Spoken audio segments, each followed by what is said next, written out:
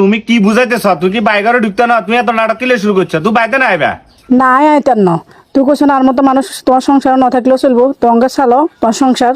কি একটা যন্ত্রণা না হয়ে গেলাম। পোলা মাইনেও রাখতে পারে না, এখন একবার হ্যাঁ একবার মেয়ে একবার আগিদের একবার মুদিদের একে সাফ করবো কেন? তুই বাইতে আইও, মনে হয় তরঙ্গের নাটক করিও না কেন? বাইতে আইও।